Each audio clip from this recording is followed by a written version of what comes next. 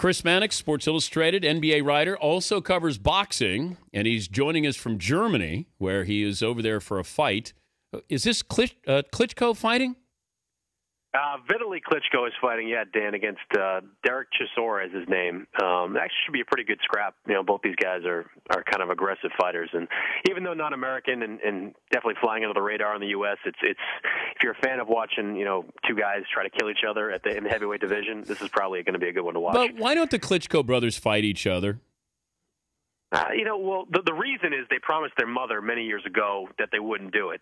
And the reason they had to promise her is because when they were kids, they used to fight each other a lot. And, things got pretty ugly. I know in one event, Vitaly, who was a kickboxer from the start, he actually broke Vladimir's leg in a sparring session, and they just had some knockdown dragouts. So at some point in their youth, they promised mom that they wouldn't do it, and they've kind of stuck by that. And I honestly, as much as I'd like to see it, and I think we'd all like to see it, I don't see it changing at any point in time. But you could say to mom, we're getting paid to beat the hell out of each other.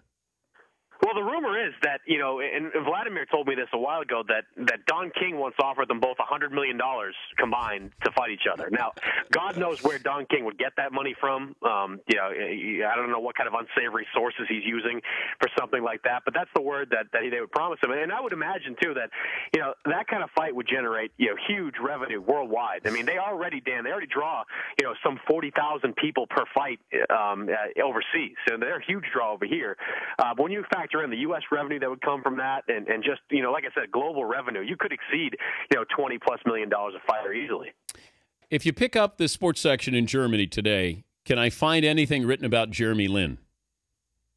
No, but I turned on, when I got to the hotel, I turned on the BBC, and I saw a feature on Jeremy Lin. I literally checked in the hotel, and it was the first thing I saw on the TV. I mean, the guy's gone global, and they're dispatching camera crews to China, to Taiwan, to sort of see the impact he's making. And judging by the reaction I'm getting over here, it's a pretty good one. Everybody seems to be watching this guy and focused on what he's doing. And this story really has gone completely worldwide, Dan. It's unbelievable. I just got a note from Paulie that Jeremy Lin is on the cover of the international issue of Time magazine. The cover. Now, that's not surprising. I mean, we put him on the cover of SI last week. He's everywhere. I mean, he's everywhere, and for good reason, because he's a great story to latch onto, Dan. And one of the things that I know the NBA is ecstatic about is that even though Jeremy Lin really doesn't have any ties to China, they got to be finding a million ways to sell him over there. And I can't tell you how many press releases I've gotten from people that experts on the Chinese-Taiwan relationship who want to talk about Jeremy Lin, to an email I got yesterday from a guy that runs an Applebee's in New York City that says a lot of Chinese basketball fans go there to watch, and would I like to come down and watch Jeremy Lin play with them? I mean, it's just, there's no end to the ways that this kid has become marketable, and it's really not going to stop either, Dan, because, like I said, he's such a great story, and I really think that with this team, the way they're constructed, and when Carmelo comes back, and if he plays well with that unit, this team's got a chance to make some real noise in the playoffs. I mean, the point guard for the Knicks was always the missing link. That was always the piece of the puzzle that they needed to bring all these talented guys together. It's why a lot of people thought early in the season or before the season that this Knicks team could contend this year, that they would win the division and contend with Miami and Chicago in the conference. If Jeremy can keep this pace of play up, which I think he can, this team really has a chance to be a real factor in the playoffs. He's Chris Mannix from Sports Illustrated, covers the NBA, joining us for the Dan Patrick Show. J.R. Smith is going to the Knicks. Don't know if you saw that information. But if you are a Knicks fan, you more concerned about Melo fitting in or J.R. Smith fitting in? Yeah, that's been coming for a couple of days now. The Knicks had the advantage over the Clippers because they could offer that $2.5 million exception, whereas the Clippers could only offer really the veteran minimum. And JR's going where the money is, and that's why he's coming to New York. I honestly, I don't get the signing. I'm not as concerned about JR as Carmelo because you can just cut JR or sit him on the bench and not worry about him if he doesn't fit in. But at the same time, you've got the star power on that team. You've got scorers. And I know the Knicks have struggled from behind the three-point line this year, and that's kind of JR's forte, and he's coming off a very good season in the Chinese Basketball League. But, Dan, he's such an enigmatic guy, and he's not necessarily always been known as a great locker room guy. And you already have guys at that position, namely Iman Shumpert and Landry Fields, who are comfortable there, who play well with Jeremy Lin, who have played well with Amari in the case of Landry in the past. I just think they have enough scoring when Carmelo gets back that sometimes you just kind of want a defensive-minded sort of glue guy, a reliable guy at that two-guard position. And JR's not that. He's just so wildly unpredictable at times. I wonder if he comes in and once Carmelo's back, if he disrupts the chemistry with that team. And all of a sudden, the momentum they've gained over these last 2 weeks is somewhat stalled. I just look at it as a little bit too big a risk or an unnecessary risk for a Knicks team that already needs to worry just solely about Carmelo coming back and fitting him in. I know it was recently when I said, what about the talk that I'm hearing Lakers could send Gasol to Minnesota pairing with Ricky Rubio? I didn't know what the Lakers would get in return. I thought maybe they were trying to pry Kevin Love away from. Now you're still hearing that Pau Gasol could be on the move. I think it's just a matter of time, but I don't know if that means that the Lakers are then sort of cashing it in, that they're not going to win this year. Is Gasol going to get traded this year?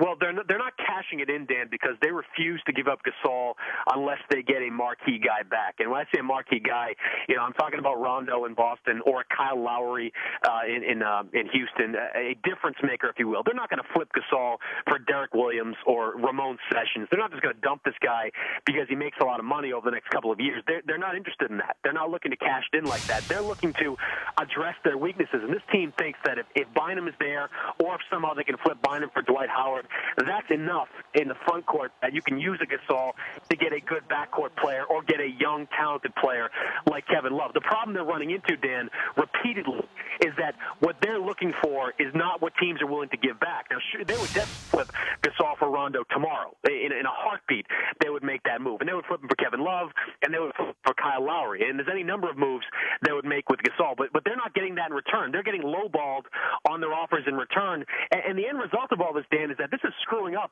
Gasol's head. I mean, you saw his public comments the other day. Yeah. He's talking about this. He's reading the papers. He's reading the internet. I think, if they don't deal him at this point, they're going to have a hard time keeping his mind right, keeping his head on straight enough to make a postseason run. Because believe me, with Kobe on this team in the last couple of years of his deal, this is not a team looking to cash out. They're not looking to rebuild or try to do something to change the culture on the fly. They want to win right now. And to do that, they either have to deal Gasol or make a firm commitment to him in the next couple of weeks. Did you see LeBron's comments where he said, hey, never say never, be open to maybe possibly coming back to Cleveland one day? Yeah, good luck with that, LeBron. That's going to happen. Like, Cleveland is going to welcome you with open arms, in the years after you just totally stabbed them in the back on national television. I know time heals all wounds, Dan. I guess you can't eliminate anything altogether, but, I don't see that happening at all. And I also don't really understand why he would make a comment like that. I mean, he's under contract with Miami for at least the next 2 years with an option for 2 more after that. He's got teammates in Dwayne Wade and Chris Bosh who made a commitment to them. And I'm not saying those guys were offended by comments like that. I just think they were, totally unnecessary comments like LeBron. I mean, he should have just said, I'm happy where I am right now. I'll think about my future in the future. I mean, to me, that was an unnecessary stirring of the pot that could only, potentially hurt the team chemistry with his current team right now. Yeah, you can't placate 2 fan bases. And that, he wants to be liked. That's what he's always worried about. He's always worried about that, Dan. He's always worried about being the most loved guy in the room, being the most marketable star in the world. He doesn't want to be hated in Cleveland. But I tell you what, even though the boos tonight when he's in Cleveland are going to be obviously lessened than they were the first time around, they're still going to be there. He's still going to feel the same a very high level of vitriol from those fans. They are not going to forgive him regardless of what he says or regardless of how he's trying to placate them right now. If Seattle is going to get an NBA team, which NBA team are they going to get? Well, to me, it's only Sacramento or New Orleans. And the NBA has been pretty clear, puzzlingly to me at times, that they want to keep New Orleans in New Orleans. Maybe that's because of their commitment to continue to help rebuild the city down there. Maybe they don't want to cut bait and run so soon after the hurricane ravaged that town. For whatever reason, I never really understood, but for whatever reason, everybody I've talked to says they're committed to keeping that team in the city of New Orleans. Sacramento, not so much. If Sacramento does not get this arena deal done, and it's highly questionable questionable right now. They're going to. I can absolutely see them moving.